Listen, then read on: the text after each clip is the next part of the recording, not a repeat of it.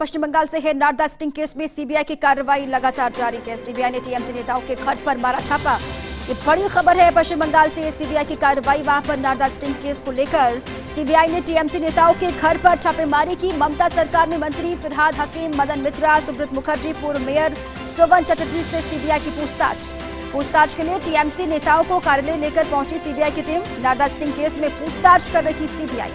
कार्रवाई के लिए सुरक्षा बलों के साथ सीबीआई की टीम वहां पर पहुंची, जिसके बाद से हड़कंप मचा हुआ है। कार्रवाई के बाद सड़कों पर उतरे टीएमसी के समर्थक कार्यकर्ता। कोलकाता में सड़कों पर प्रदर्शन कर रहे हैं टीएमसी के समर्थक, ऐसी खबर है।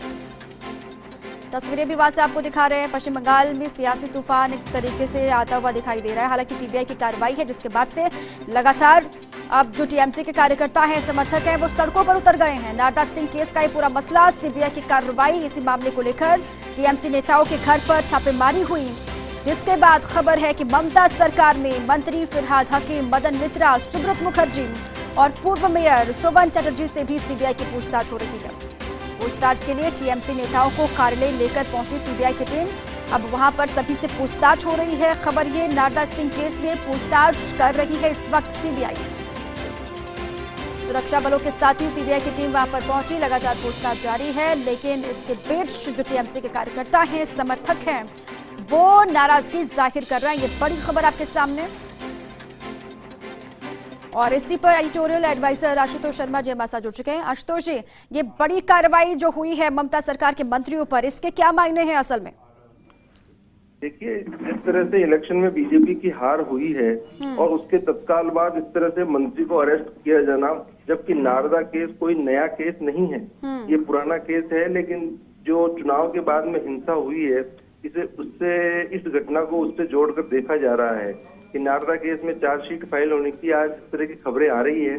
उसमें तृणमूल नेताओं को गिरफ्तार किया गया है और इससे बंगाल की राजनीति में भाजपा और तृणमूल में जबरदस्त टकराव पैदा होगा और इसके सड़कों पर इस पर टकराव होने की आशंका है। और ये एक अलग तरह की सिचुएशन है, इसमें अब आगे जब जुडिशरी में उनकी जमानतें होती है या नहीं होती है, ये देखने वाली बात होगी। लेकिन ये असाधारण घटना है कि इस तरह से मंत्रियों को अरेस्ट करके और आज कोर्ट में पेश किया जाएगा।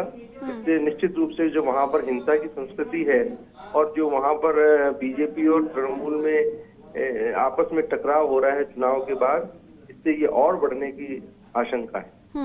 आशुतोष जी, जाहिर सी बात है कि तमाम विपक्षी दल जो हैं वो लगातार हमलावर भी रहते हैं केंद्र सरकार पर। ये कहा भी जाता है कि वो चुनाव से पहले हो या फिर चुनाव के बाद हो। अक्सर ये देखा जाता है अलग अलग राज्यों में जहां पर संवैधानिक संस्थाओं का गलत इस्तेमाल केंद्र की सरकार कर रही है। विपक्षी पार्टियां ये कहते हैं। अब पश्चिम बंगाल में जो कार्रवाई हो रही है उसको लेकर भी विपक्षी दल हमलावर होंगे।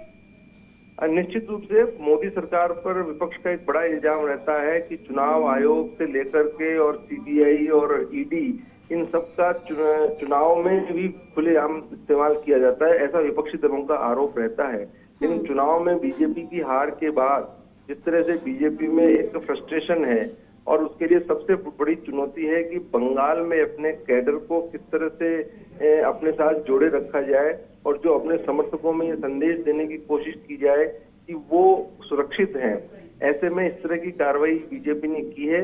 इससे सवाल तो उठेंगे, लेकिन जिस तरह से बीजेपी की अभी मजबूरी है और जो दिलीप घोष ने अभी रिसेंट एक इंटरव्यू दिया है वहां के बीजेपी अध्यक्ष ने, उसमें कहा है कि राष्ट्रपति शासन के अलावा और कोई विकल्प नहीं है। और आप देख रहे हैं कि पिछले 2-3 दिन में राज्यपाल ने मुख्यमंत्री ममता बनर्जी के विरोध के बावजूद नंदीग्राम और जो शरणार्थी असम में चले गए हैं हिंसा से पीड़ित होकर, उनके बीच में दौरा किया। दौरा काफी चर्चित रहा।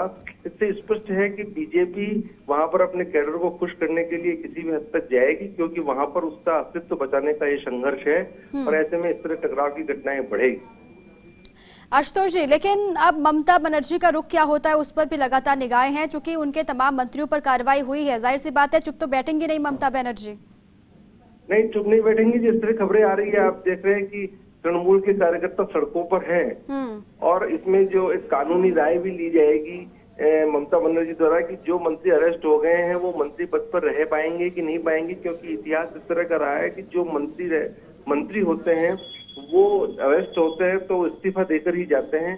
अब इस तरह की एक अलग तरह की घटना है, लेकिन इसमें कानूनी राय प्रबल होंगी और ममता चुप नहीं बैठेंगी और सारे विपक्षी दलों के इसमें एकजुट होकर के केंद्र सरकार पर हमला बोलेंगे और इससे कहीं न कहीं ममता बनर्जी को फिर से जो एक चर्चा चल रही थी, विपक्षी दलों के नेतृत्व का अवसर मिलेगा और ममता बनर्जी इससे कमजोर कतई नहीं होंगी, बल्कि इस तरह बिल्कुल आशुतोष जी, ऐसे वक्त में इस तरीके से कार्रवाई करके विपक्ष के पास तो एक मौका मिल गया, बैठे बिठाए उनको तो मौका मिला है केंद्र की सरकार पर हमला बोलने का, और हमला बोलेंगे भी विपक्षी, जाहिर तौर पर ऐसा वक्त ही चुना है अभी कार्रवाई को लेकर सीबीआई ने भी। आप रहिए हमारे साथ दिल्ली न्यूज एडिटर अदिति नागर हमारे साथ जुड़ चुके हैं। अदिति, इस वक्त में जो कार्रवाई हो रही है उसके असल में क्या मायने हैं, या फिर ये वक्त सही है कार्रवाई को लेकर? जैसे कि आशुतोष जी ने भी कहा कि नारदा स्टिंग का मसला तो लंबे वक्त से चला आ रहा है, फिर अभी कार्रवाई। बिल्कुल, देखिए लंबे वक्त से चला आ रहा है और केंद्र सरकार अगर देखिए इसको अगर पॉलिटिकल तरीके से देखा जाए तो जाहिर तौर पे जैसा आशुतोष जी कह रहे थे, टीएमसी और खासतौर पर ममता बनर्जी इसको उस तरीके से देखेंगे कि देखिए क्योंकि ये सरकार ने सत्ता नहीं हासिल कर पाए बंगाल में, इसलिए इस तरह की चीजें होती हैं।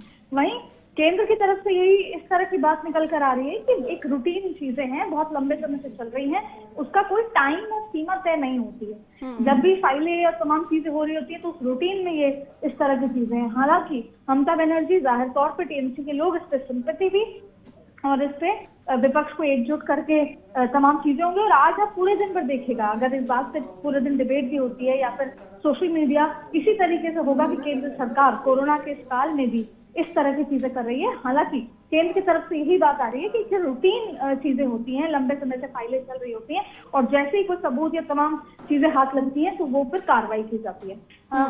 लेकिन टाइमिंग इस तरह की है कि हाल ही में बंगाल में चुनाव हुए हैं और हाल ही में जो दोनों की लड़ाई है TMC versus Congress, TMC versus केंद्र सरकार, वो अपने चरम पर पहुंच चुकी है, क्योंकि हाल ही में जब चुनाव जीता गया टीएमसी द्वारा तो बीजेपी के कार्यकर्ताओं पे बहुत ज्यादा अहिंसात्मक घटनाएं हुई, जिस पर बीजेपी ने बहुत तरह का रिएक्शन भी किया और फिर अब जवाबी कार्रवाई में इस तरह की चीजें होती हैं तो ये एक पॉलिटिकल चीज है और ये गरमाएगी और ऐसे में पूरे विपक्षी दल इस पर टूट के पड़ेंगे। और अब ये देखना होगा कि केंद्र इस पर कैसा रिएक्ट करती है या केंद्र हमेशा की तरह इसकी चुप्पी साध कर जो एक एडमिनिस्ट्रेटिव जो प्रोसेस है वो पूरा करती है। बिल्कुल, लेकिन विपक्षी दलों की तरफ से अदिति अब बयान आने भी शुरू हो गए हैं। ये कहा जा रहा है कि पश्चिम बंगाल में अब कुछ हाथ में बचा नहीं केंद्र के या फिर बीजेपी के, तो फिर एक खिसियानी बिल्ली खंबा नोचे वाली स्थिति हो गई है, कुछ हाथ में है नहीं तो चलिए कार्रवाई कर देते हैं।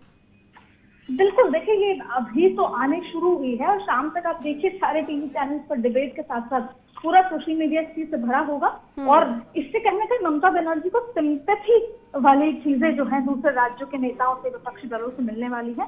तो केंद्र के लिए कहा जा सकता है कि टाइमिंग गलत है, लेकिन इसके विपरीत केंद्र भाजपा के एक बड़े नेता ने ऑफ रिकॉर्ड ये भी कहा और वो ऑन रिकॉर्ड भी चल रहा रहेगा, उन्होंने ये भी कहा कि जब मुकुलदा जो है वो टीएमसी छोड़कर आए तो मुकुलदा के जितने भी खास सहयोगी थे उनके ऊपर नारकोटिक्स के केस लगा दिए गए। जब जो भी लोग टीएमसी छोड़ के भाजपा का चुनाव के दौरान भाजपा का दामन थाम रहे थे उनके ऊपर नारकोटिक्स से लेकर तमाम तरीके के केस लगा दिए गए थे। तो या फिर सरकार ने फोन रिकॉर्डिंग और तमाम चीजें की थी। तो उस समय मीडिया जाहिर तौर पर हर चीज मीडिया करती है, जो है केंद्र सरकार ये सवाल करती है कि मीडिया ने तब उस समय सवाल क्यों नहीं किया, और अब जब हम केंद्र से सवाल कर रहे हैं तो तमाम तरीके की चीजें हैं, ये गरमाने वाला है। लेकिन टाइमिंग बहुत महत्वपूर्ण है, क्योंकि आपको मैं एक बात फिर याद दिला दूं, जब राजस्थान में सरकार गिराने की तमाम तरीके की कवायद हो रही थी और सचिन पायलट और उनके समर्थक गुड़गांव के पास जगह है वहां पर अपने साथियों के साथ शिफ्ट हो गए थे, उस समय जो अशोक गहलोत के जो भाई हैं उनके ऊपर जोधपुर में छापा लगा, धर्मेंद्र राठौर के घर पे छापा लगा और यहाँ तक कि फेयरमाउंट होटल में भी छापा लगा।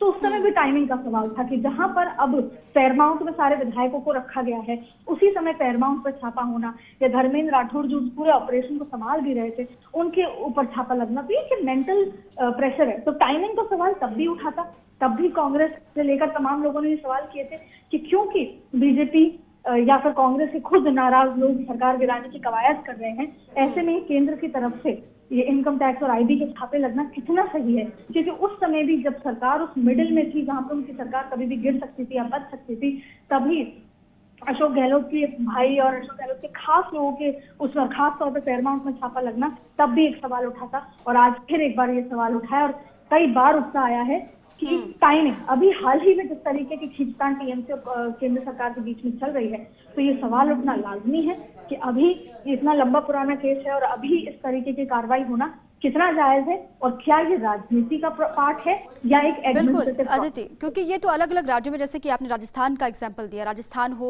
या फिर कर्नाटक हो या फिर एमपी हो, तमाम राज्यों में हमने देखा है कि इस तरीके से कार्रवाइयां हुई हैं। लेकिन राजनीति में टाइमिंग का बहुत ज्यादा मसला होता है, टाइमिंग बहुत मायने रखता है। अब पश्चिम बंगाल में जो टाइमिंग है इस वक्त कार्रवाई को लेकर, अब विपक्ष को भी एक बैठे बिठाए, जिस तरीके से मैं पहले भी कह रही थी कि मौका मिल गया है केंद्र पर हमलावर होने का, क्योंकि अभी हाल फिलहाल में ऐसा मसला कहीं से दिखाई नहीं दिया। पश्चिम बंगाल में अचानक से जो कार्रवाई हुई, वैसे में तो विपक्ष भी साफ तौर से ये मुद्दा उछालेगा ही या फिर उठाएगा ही। दीपा, हमने ना केंद्र सरकार की जो कार्यशैली है उसको अगर क्लोजली समझे तो केंद्र सरकार को कतई, देखिए सवाल तो तब भी उठ रहे थे कि कोरोना महामारी चल रही है और क्यों ये रैलीज हो रही है, लेकिन उस समय एक गोल तय था केंद्र सरकार का कि प्रधानमंत्री अमित शाह से लेकर तमाम बड़े नेताओं की रैलियां, चाहे उन रैलियों के बाद कोरोना भी मल्टीप्लाई हो और उसके बाद तमाम तरीके के सवाल भी उठे। केंद्र सरकार की जो कार्यशैली है, मैं ये नहीं कहूंगी कि ये इस मोटिव से कराया जा रहा है जो भी छापे हैं, लेकिन मैं एक बात ये कहना चाहती हूँ, केंद्र सरकार विपक्ष कितना भी चिल्लाती रहे, केंद्र सरकार जो सोच लेती है, जैसे कि जैसे ही चुनाव खत्म हुए और उनके कार्यकर्ताओं के ऊपर हमला हुआ, तब इस तरह के सुझाव भी और इस तरह की मीडिया में और सोशल मीडिया में बात आई कि अभी केंद्र सरकार को सब कुछ भूल के कोरोना मैनेजमेंट पे लग जाना चाहिए। लेकिन ठीक उसी दिन रात को बैठक होती है पश्चिम बंगाल के लिए। और चलिए, बहुत शुक्रिया अदिति आपका भी और आशुतोष जी आपका भी तमाम जानकारियों के लिए।